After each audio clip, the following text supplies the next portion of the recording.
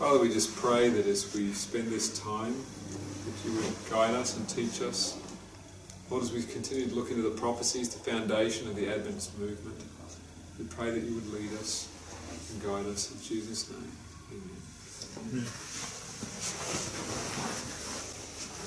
So, we did go a little bit quicker than normal, because I'm assuming most of us here are a little bit familiar with some of these subjects. But is there any area in here that we need to unpack a little more clearly? Or you're all got, yep, we're with you, we got it. If you could just explain the rationale behind the 723 and 677, right, applying it to 1260 period from there to bridge it to 538. 25. Yeah, the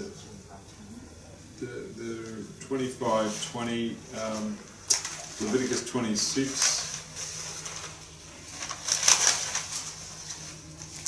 Oh, so it's a part of the 25:20. Is that that's the idea, is it? It's the halfway point. It's the halfway point. Right, I gotcha. Yeah, it's the halfway point of 25:20. It brings you to that period. And when you are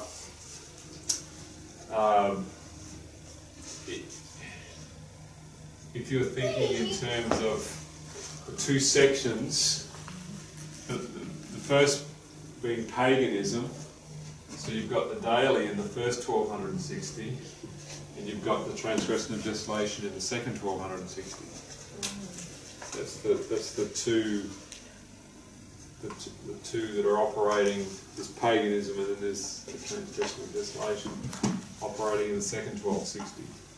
But you're familiar with the Leviticus 26 and the 7 times, and okay, you're. Which verse is it? Leviticus 26, and where is it?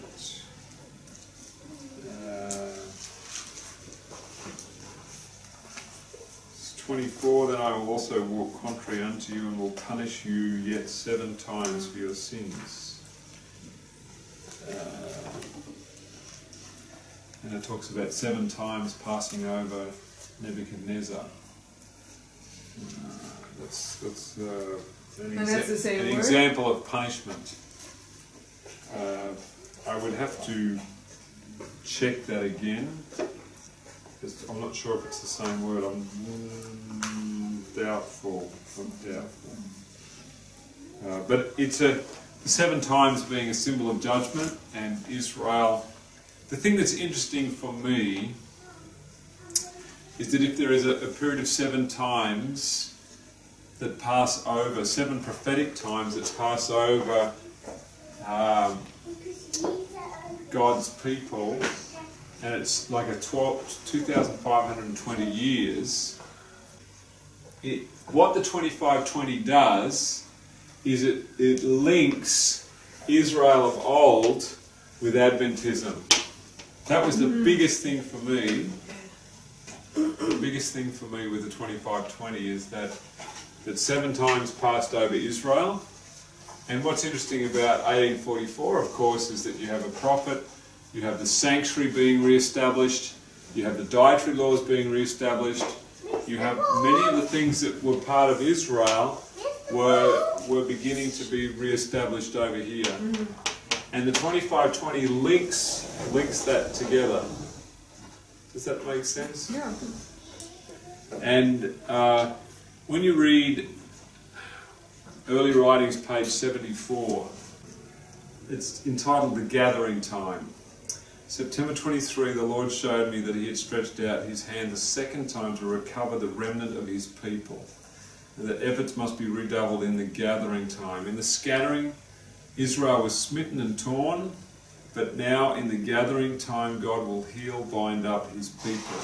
In the scattering, effort made to spread the truth had but little effect and accomplished but little, but in the gathering, when God has set his hand to gather his people, efforts to spread the truth will have their designed effect. And then she talks about I have seen that the 1843 chart was directed by the hand of the Lord, and that it should not be altered, that the figures were just as he wanted them, that his hand was over and hid a mistake in some of the figures, so that none could see it until his hand was removed. And so there's an immediate reference to the gathering, that after the 1844 disappointment there was a scattering of God's people, and now there was a gathering taking place.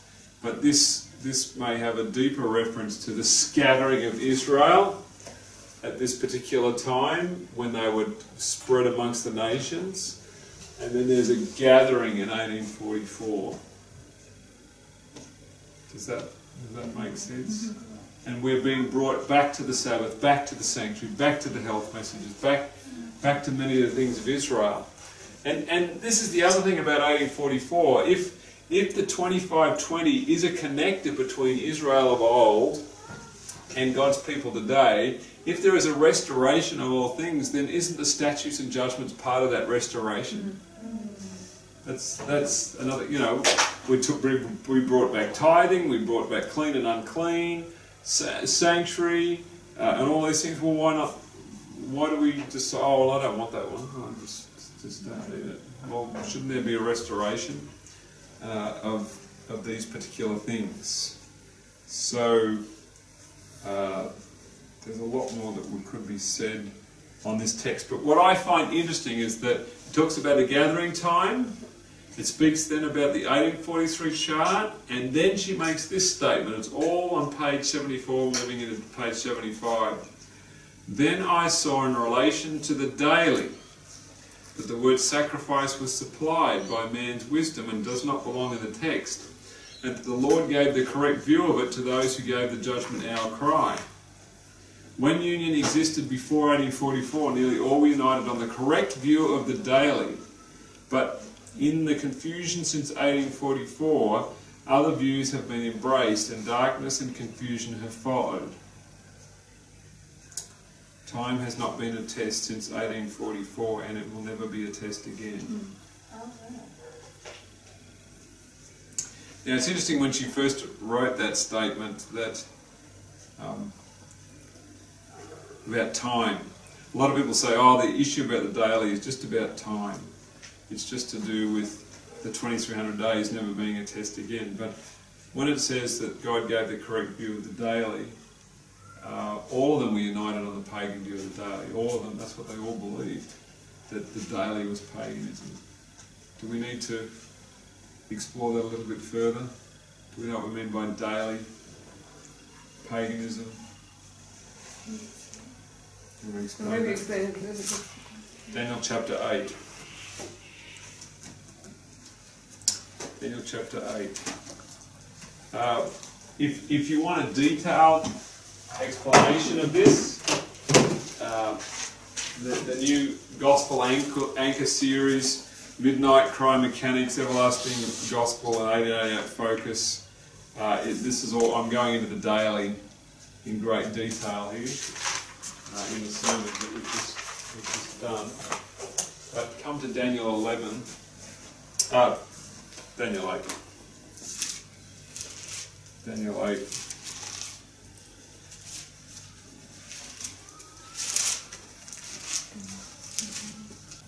So, the daily in Daniel chapter 8,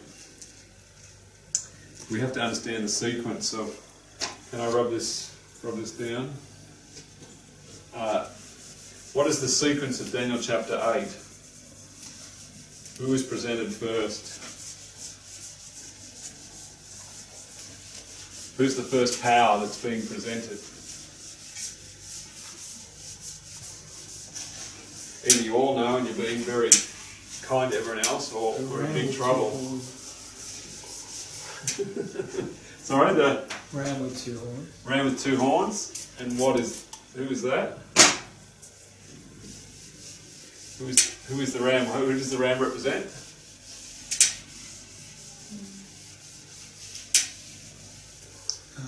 Is it Medo Persia? Gabriel tells us. in verse 20.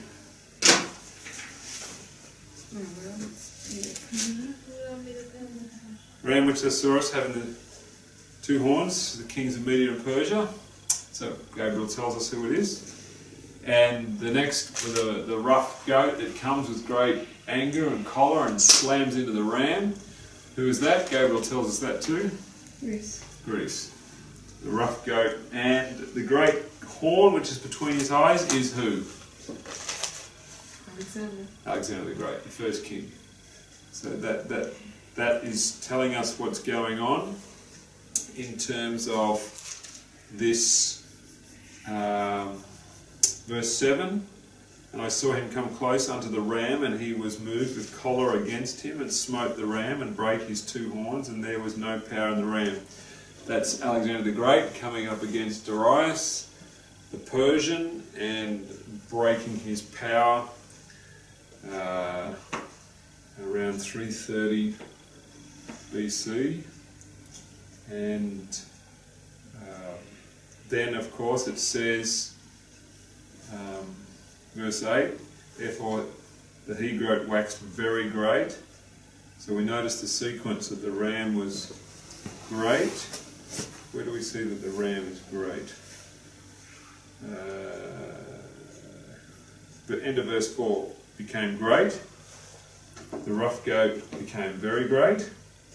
So Greece became greater than Persia. And then in verse 8, what happens?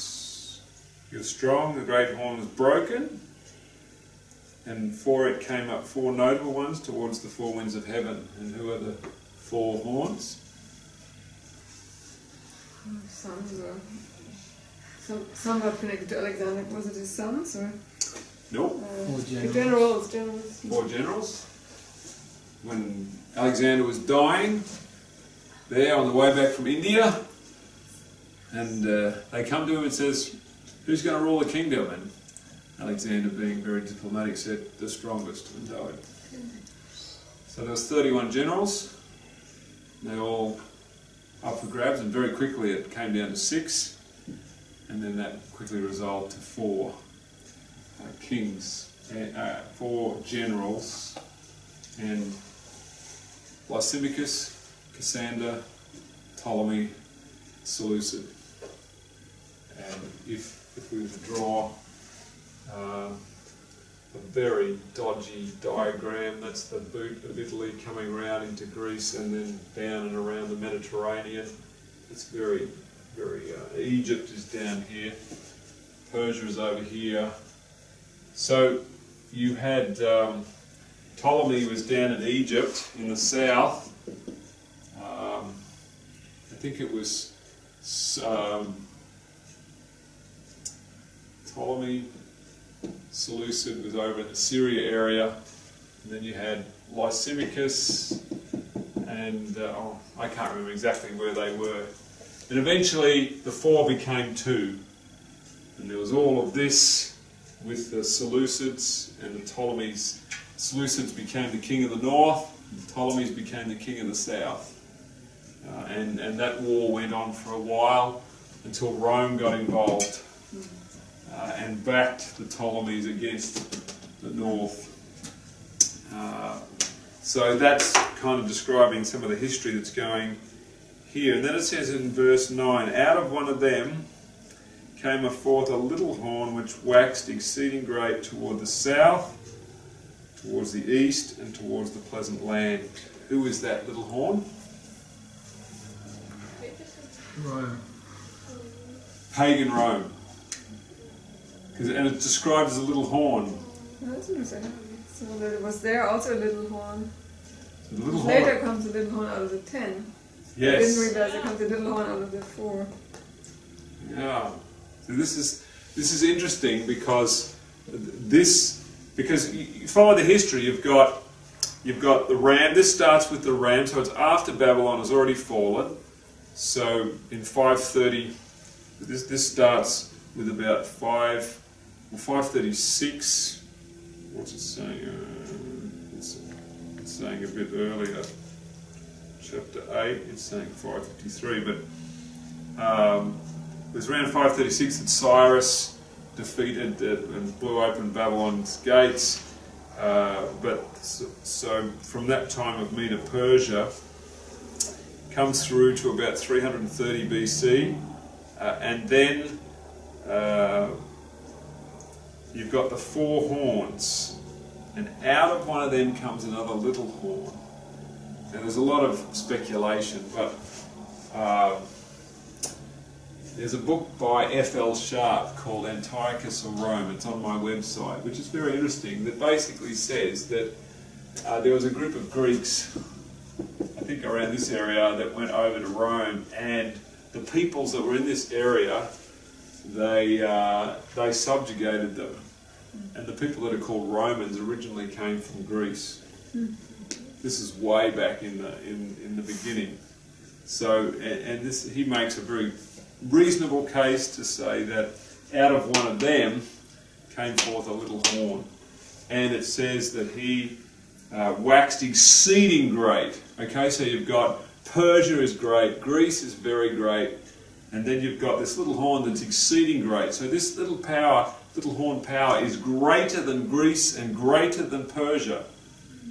And so, but because this is happening around the end of this is around the 160s, this is towards the end of the wars between the Seleucids and the Ptolemies, that a lot of people say, the little horn is Antiochus Epiphanes, because he was around 164, 163. He went over to Jerusalem, sacrificed a pig on the altar, did all these things around this time, so they think that he's the little horn.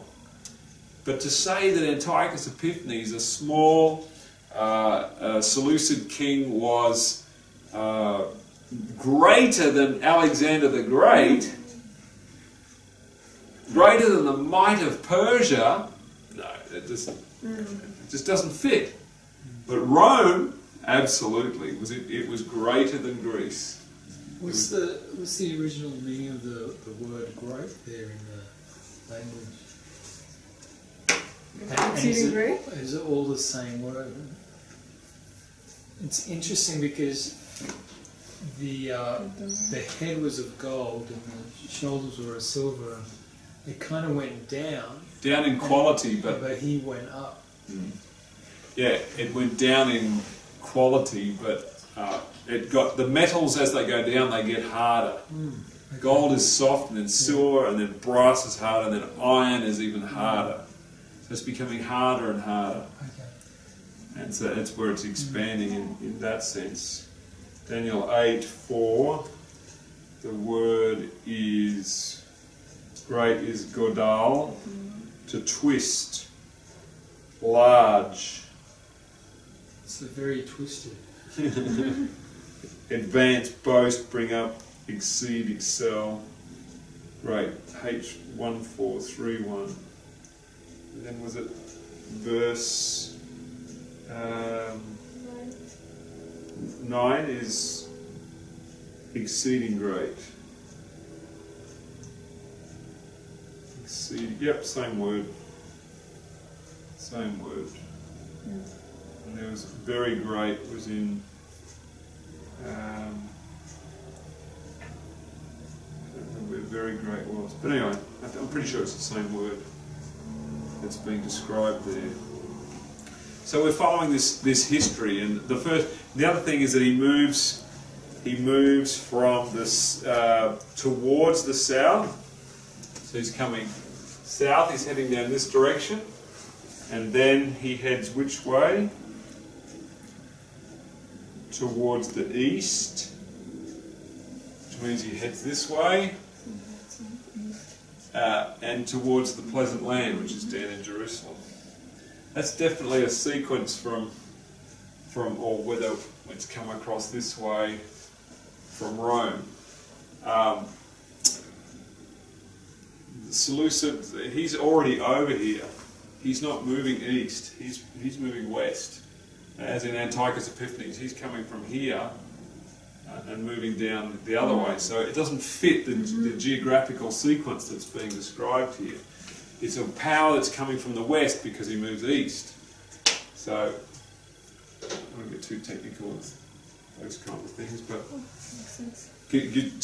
we're just setting up the background for what's about to play out with the little horn. So this little horn is beginning around 160 in the 160s BC. That this little horn emerges, and I've read that 160 BC. Rome, when Rome became dominant. 168, if you look at your Daniel 2 chart on page 13, Rome 168 BC, 476 AD. Greece 331 to 168.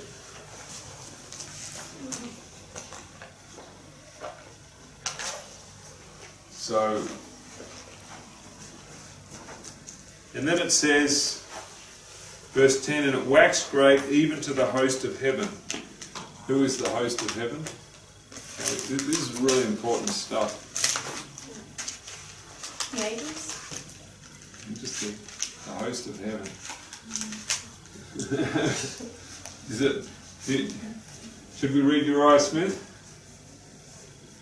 Host of heaven. Who is the host? Saints. God's people. God's people. I've got Daniel Revelation here. Just be faithful to Daniel. But what you said is that's a natural response. That's a very common response. I'm trying to.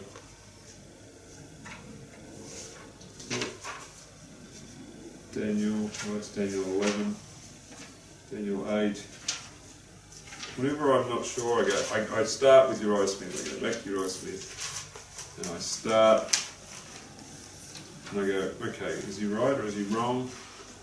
Okay. Okay, Antiochus,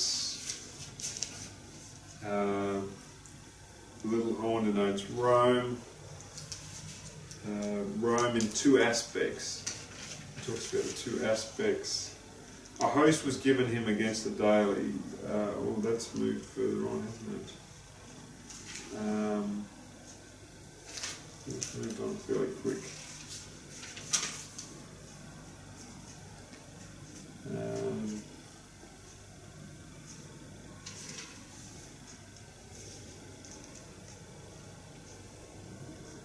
trying to think of the exact text, but I'm pretty confident that the host is talking about God's people.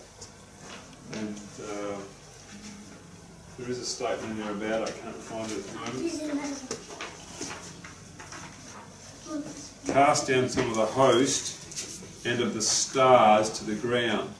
7 stars which thou sawest, the angels, the 7 churches, the leaders. So the leaders and God's people were stamped because, like for instance, how can the little horn stamp on angels? If it was like angels, it can't. Unless you're going to go metaphorical, and that's another whole thing that we would get into. Verse 11. Yea, he magnified himself even to the prince of the host. Who's the prince of the host? Jesus Christ. How did the little horn power magnify itself to the prince of the host? When did this take place? Would that be the abomination of desolation? Standing in the holy place? Okay. And when would that be? 538. 538. That again is a Jesus crucifixion. Jesus crucifixion. To magnify himself to the prince of the host is, and this is the pagan Roman power, because it's speaking at that level. And again, we're trying to follow as literally as possible. He magnified himself even to the prince of the host, and by him the daily was. Remember the word sacrifice is supplied? So the daily was taken away.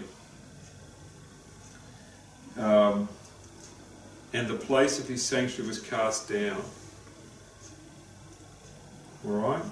So, this is where it gets, if you start to go, that's alright, that's okay. This is like, hang on, I'm getting lost now. Anyway, it says a host or an army was given him against the daily by reason of transgression, and it cast down the truth and the ground, and it practiced and it prospered. Then I heard verse 13, and I heard one saint speaking to another saint, and said unto that certain saint, which spake, how long shall be the vision concerning the daily and the transgression of desolation, to give both the sanctuary and the host to be trodden under foot? And notice the formula.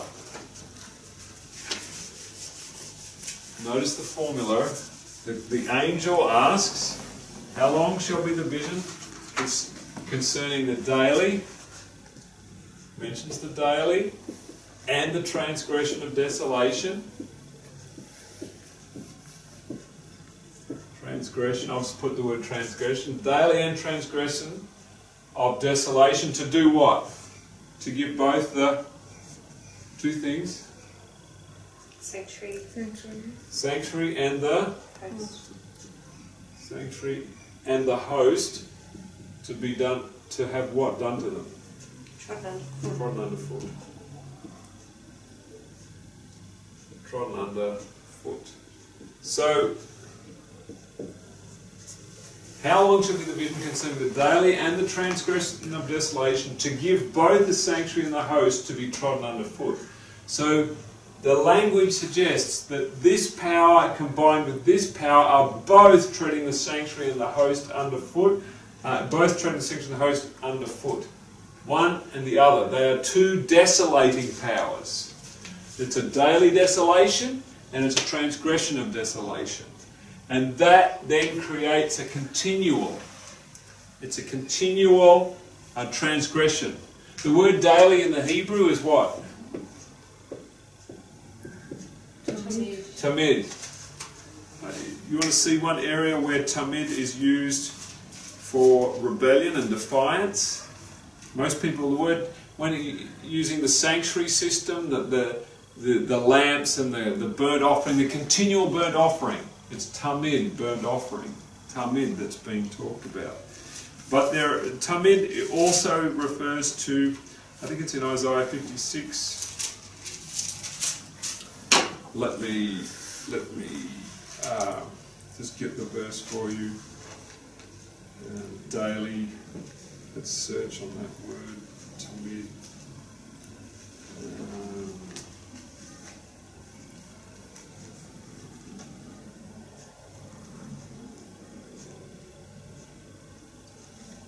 Where is it? Isaiah 52:5. Not 56, 52:5. And my name is continually, every day, is blasphemed. My name is Tamid, Yom, blasphemed. So, and which was it, Isaiah? Isaiah 52:5. There's a few other verses. Oh, Isaiah. Where is it? Isaiah 65:3. And a people that provoketh me to anger continually to my face, that sacrificeth in gardens and burns incense upon altars. Tamid.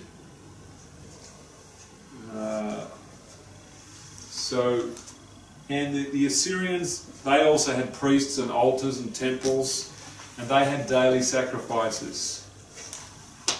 Now, what is important about what's really important about this is that this question, what's the question? In Daniel 8:13, what's the question that's being asked? The first two words. How long? Okay, he asks a question. How long? How long? So, and the answer is given, under 2,300 days, then shall the sanctuary be cleansed. So, from 457, what is it that continues from 457 all the way to 1844? Well, it's the daily desolation and the transgression of desolation. That is what gives you the how long covering this time period. It's a continuance of the same thing, one leading to the other. Now, the other view of the daily is that the daily is the ministration of Christ in the heavenly sanctuary.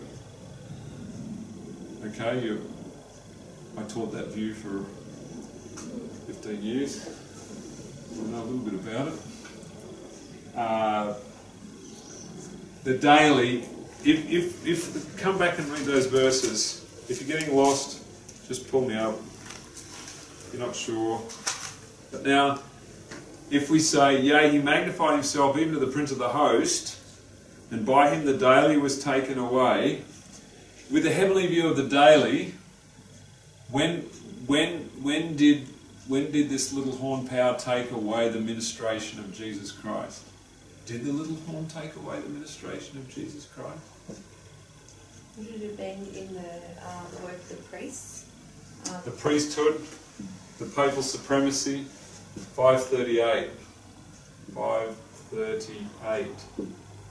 So, when is the daily? But you said pagan Rome, that is pagan. Here we're still Rome, talking about the four ones. Okay. Yeah. So now we have a problem, don't we? It's like, how does 457 BC have anything to do with the daily if the daily is the daily ministration of Jesus and this little horn power is interfering with it? Now, just going to keep it so I don't lose you. When Jesus went back to heaven, he began his ministration, didn't he? As in, we knew that that's what he was doing. We knew that he was in heaven ministry. He was ministering before that, but we weren't aware of that. We only knew about Aaron's priesthood and everything going on down here. So in that sense, let's say from the time that Jesus died, officially the daily of Christ's work began at the time of the cross. Okay? But what do you do with all of this time period back here? If he's saying how long shall be the vision, and he gives you this whole time sequence, but it doesn't even begin until 500 years later, or when it was asked, it was in 550 that it was asked. It's over 500 years before this actually begins. You've got a credibility problem. You've got a difficulty in coming from this starting date. You've got to have something that is continuing all the way across that time frame in order for 1844 to make sense. Otherwise, it doesn't make sense. And this is the problem, that if the daily starts here, and you've got a gap, but then in 163 BC or around this time period, you've got Antiochus Epiphanes interfering with the sacrifices of the Jews. Then, and this is coming after that time, then that suddenly becomes very attractive. That suddenly becomes an alternative. But if the daily is paganism, then that doesn't work at all. It doesn't work at all. And remember, Ellen White said that the word sacrifice is supplied. Okay?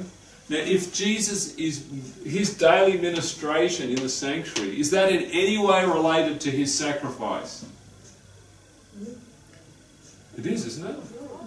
So then, if the word said daily sacrifice, does it matter whether it was supplied or not? If you put the word in there and the daily is Jesus' ministration in heaven, does the word sacrifice interfere with the meaning?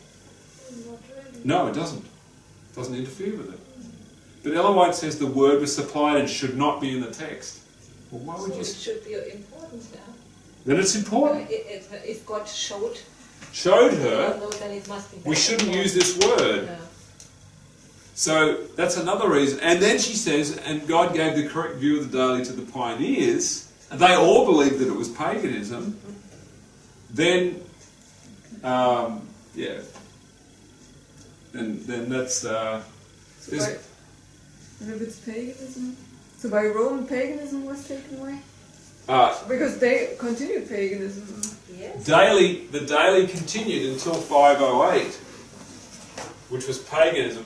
Paganism under Babylon, paganism under Medo-Persia, paganism, because this is still Medo-Persia here, Greece is not coming until 330, paganism, all the way up to 508, when it is put down and the Transgression of Desolation is set up and carries all the way through to 1844. That gives you a continual answer to the question of how long. How long is the sanctuary and the host going to be trodden underfoot? Oh, well, for 600 years, don't worry about it. We'll just forget about it. It doesn't fit. No, by him the daily was taken away. So Like by we're him still the talking Father- about this, the one that came out of the four, which is Rome. And it magnified itself against the prince of the host. So that was the crucifixion. Crucifixion. And by him the daily, so that say paganism was taken away. So then it... 508. No. The daily's taken away. So Rome itself takes it away when it set up the papacy. Or when it joined with the The papacy. little horn power is the power of supremacy. It is the spirit in men, in Rome, that exalts the papacy. And the word take away in the Hebrew is an interesting word because it's called rum. And if we look at the word rum,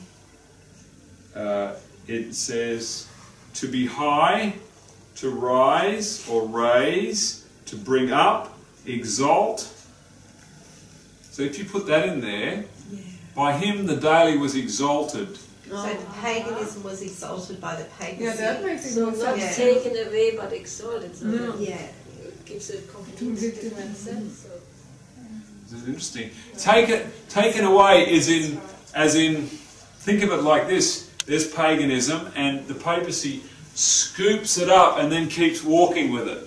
Yeah. So it is moving away, You're taken up, basically. but it's taken up and embraced. Yeah. It just put another name on I it. just put another name on it. Yeah. This is what it, this is. So the word room is very interesting. And the other thing that's interesting is that the place of his sanctuary was cast down. Was the ministry of Jesus, was his heavenly sanctuary, did Rome crawl up into heaven, grab his sanctuary and throw it to the ground? No, but spiritually, because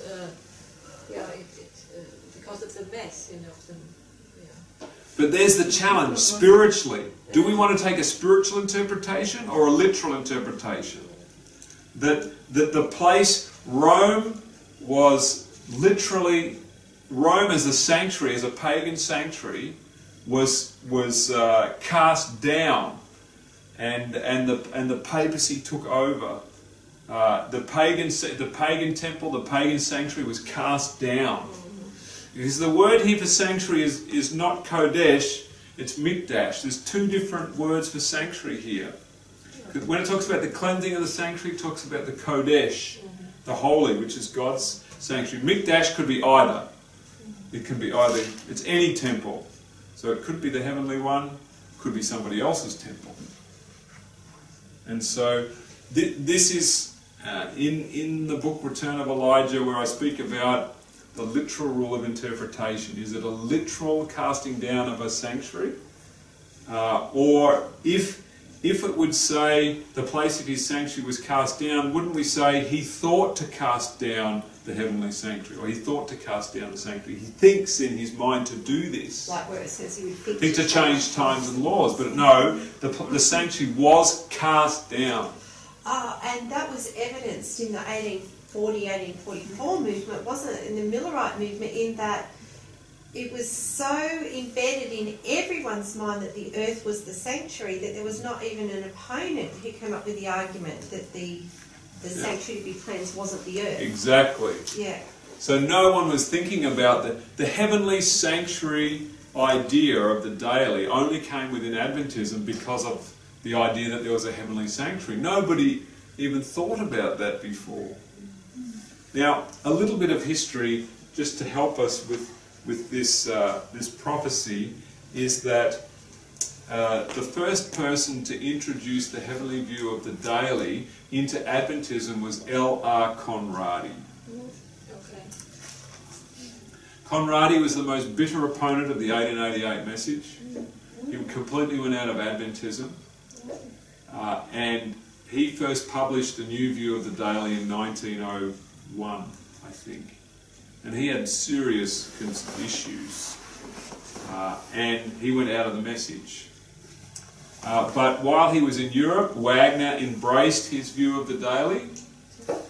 And then he spoke to Prescott and Jones. Prescott and Jones embraced the new view of the daily. And I wish I had Return of Elijah. I don't know. Has anyone got a copy? It's all written out there. You probably has one in the library. I couldn't see it out there. Could be in the room next door. I think there's one in there. Yeah, probably fine.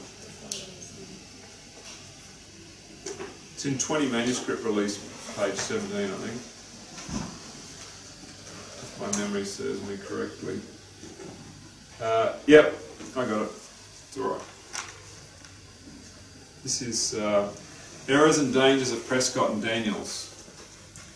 At this stage of our experience, we are not to have our minds drawn away from the special light given us to consider at the important gathering of our conference. And there was Brother Daniels, whose mind was the enemy was working, and your mind and Elder Prescott's mind were being worked by the angels that were expelled from heaven. Have you ever heard that before? This is 1910. Read it again. It says, there was Brother Daniels, whose mind the enemy was working, and your mind and Elder Prescott's mind were being worked by the angels that were expelled from heaven. Did he take the counsel? Well, I have no evidence that they turned around. Okay. She says, I am to say, stop your picking flaws. If this purpose of the devil could only be carried out, then it appears to you that your work would be considered a most wonderful in conception. It is the enemy's plan to get all the supposed objectionable features. Now what is she actually talking about? And then I was shown from the first, the Lord had given neither Elder Daniels nor Prescott the burden of this work. Should Satan's wiles be brought in? Should this daily be such a great matter as to be brought in to confuse minds and hinder the advancement of the work at this important time? It should not, whatever may be. Wow, that's pretty clear, isn't it? So it says Satan's wiles being connected to this new interpretation of the daily. Okay? So this is the sanctuary idea, the idea that It's it's the the daily sacrifice. Yeah. And by introducing this heavenly view of the daily, you are introducing a spiritual method of interpreting the scripture. It's a spiritualization process.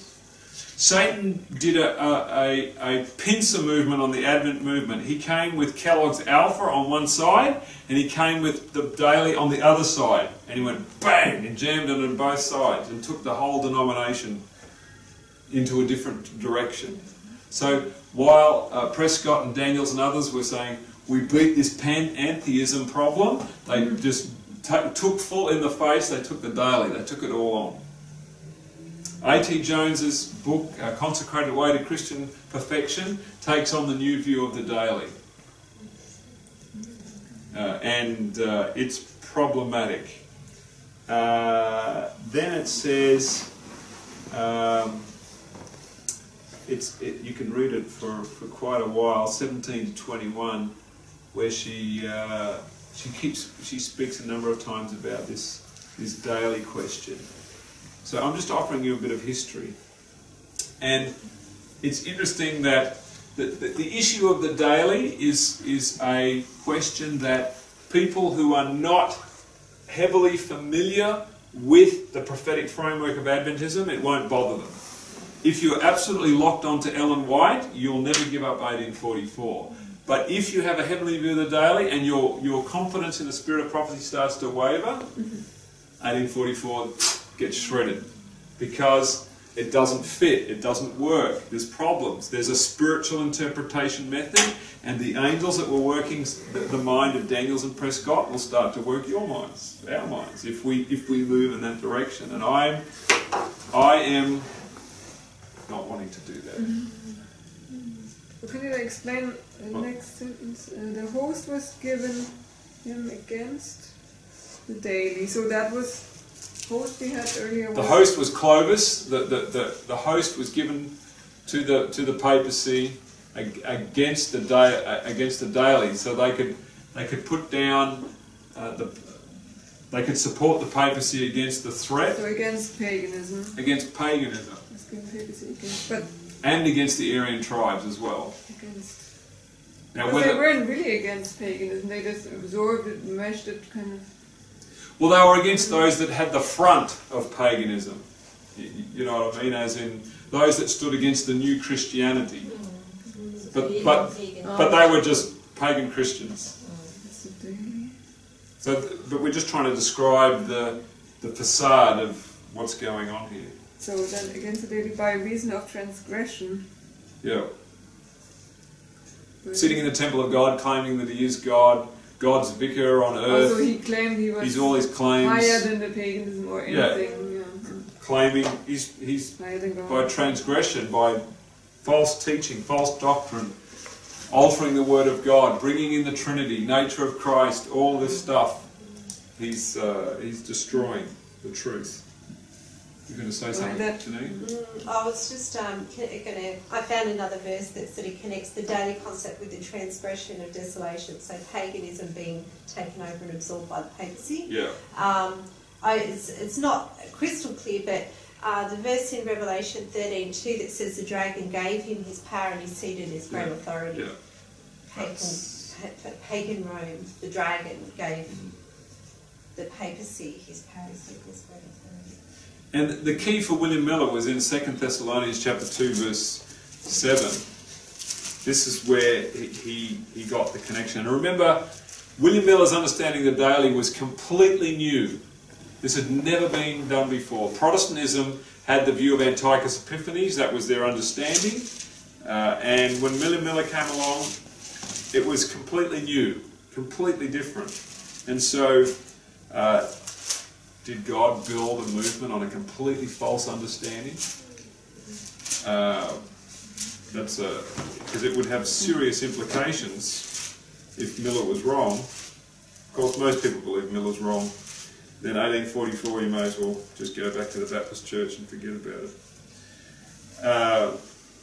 Verse 7, 2 Thessalonians 2:7, for the mystery of iniquity doth already work. Only he who now letteth, which means he who now holds back or prevents, will hold back until he be taken out of the way. And that was the verse that helped him to see that the daily was taken out of the way as a visible pagan front. But the principles of paganism, the invisible reality of paganism, was lifted up and exalted. And continued to press God's people, the host and the sanctuary, underfoot.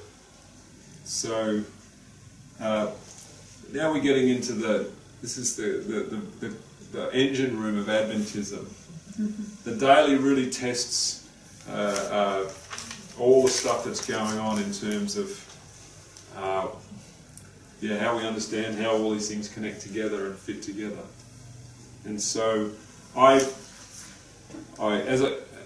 I have read what Ellen White said, that the movement of 1840 to 44 was a glorious movement. She compared it to the fourth angel's message. I haven't heard her say that about many messages. So I'm very, very careful to... the pioneers were wrong. That's a really, really dumb thing to do. You're kind of burning some major bridges behind you when you do that. It's like when Yeshua said, about him being called Beelzebub, when he said... about blaspheming the Holy Spirit. It's a dangerous position. It is very dangerous. And so I'm not wholesalely swallowing just everything that the pioneers taught, but the principle of turning the hearts of the children to the fathers is that we should honour them by at least knowing what they taught and comparing it with what is being taught now. That's what I try to do. If someone brings something, I can't keep all of the details of this in my head, so I have to go back to Uriah Smith and I have to check with him and say, oh, I wonder, and oh, I'm not sure, it doesn't fit. And it's tedious, and listening to a new presentation with all these new wonderful ideas, oh, it's much more exciting, much more interesting, much more relevant, isn't it? Because it's not 200 years old or whatever, 180, 70 years old, but no, got to do the hard yards, got to check everything through. And so, hopefully we've seen then with Daniel chapter 8 then, we need to understand this history in order to understand what is the process that leads up to the question, how long shall be the vision concerning the daily and the transgression of desolation? And knowing what it is that makes it how long.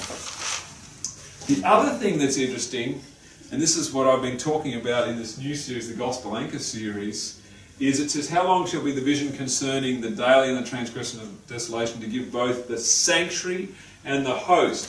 What's interesting about the word sanctuary is that the angel that asks doesn't seem to understand that the process of salvation from 457 BC right through to 1844, he only uses the one word, sanctuary. There's no sanctuaries. There's no earthly sanctuary and then heavenly sanctuary. There's just one word, sanctuary. And this speaks to the everlasting gospel, that there's one gospel that saves us. There's one gospel. It's not like, how long shall be the vision until Jesus dies and the Aaronic priesthood is gotten rid of and then the real Christianity begins? It doesn't say that. It just says the sanctuary. There's one consistent... I'm getting a few blank books. So in this word, the sanctuary refers to the heavenly, and in the other word, sanctuary refers to the pagan. Mikdash, yeah. And this is a different word? Let me just check. Daniel 8. I think 13 is Kodesh. Sanctuary, yeah, Kodesh. Oh, okay. The other one is Mikdash. Oh. And then 14 is Kodesh as well. Yep, Kodesh.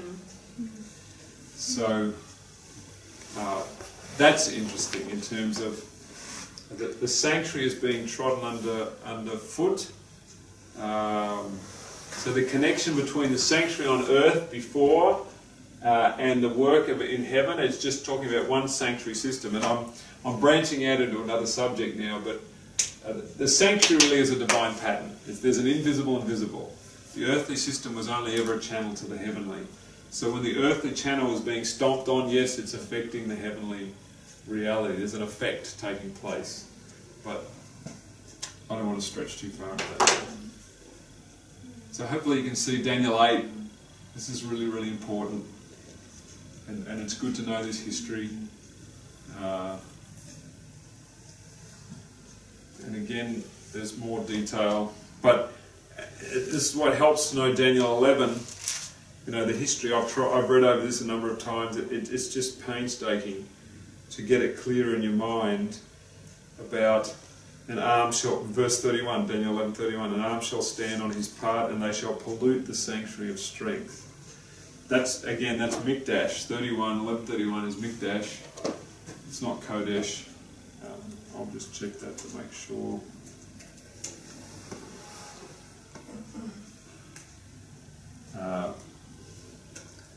And what is the sanctuary of strength? I've had a lot of people say sanctuary of strength. That's heavenly sanctuary.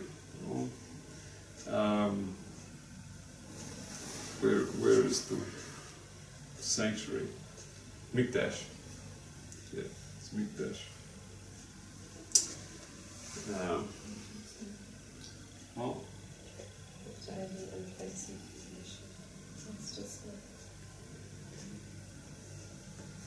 Cog's wearing out. What happened with the ship? What were the ships of Chittim that came against him? Oh, good question.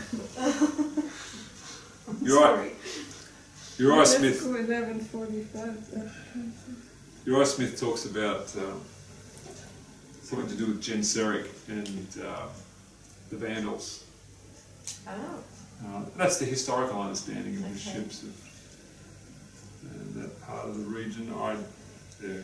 So that was one of the three little horns that they were making war against, the Vandals, the Periline and Ostrogoths. So it was the Vandals that came against them? I would have to read again to make absolutely sure. I think I could say yes, I think so. But so it was an anti-Trinitarian power that came against the papacy that grieved him, and so he returned with indignation against the Holy Covenant, and had intelligence with those that forsake the Holy Covenant. And I would just say here, in terms of, like, you know, Genseric, Alaric, Attila, some of them that were anti-Trinitarian, a lot of them I wouldn't call Christian. No. Arianism is also a perversion. It still used the power of the state. It was anti-Trinitarianism rather than pro-Father-Sonism. Yeah. But there were some amongst those groups who obviously were true believers and everything like that. And this is where you get Ulfilas, and I think he went to the Goths and he converted them to the true God and everything like that, and Patrick and all those that were worshippers of the true God. But, you know, some of them just, like many people who come into the Father and Son movement, they come into it because they can attack the Trinity. That's their great passion and purpose. And that's Arianism. I don't, you know, even the term non-Trinitarian. Well, Buddhists and atheists are non-Trinitarian. Doesn't mean anything. You know, I'm father-son. It's nice to take the positive stand for truth, and then everything else fall wherever it can. Don't be known for what you're for being against something. Yeah. I'm a Sabbath keeper. I'm not an anti-Sunday person. That's right. Father, I just thank you for this opportunity to look at some of these subjects. We've looked at some matters in Daniel 8, Daniel 11, the daily, and I pray that this will stimulate us to think about these things, and above all that we would honour our pioneers. We would know what they taught. We would know why they believed what they believed before we would embrace a new understanding. And Father, I know that some of these things are a challenge, and that there are a lot of other ideas out there that are different. And I just pray that this will just stir up our minds to study, and you would draw us closer to you. And I thank you, Father, in Jesus' name. Amen.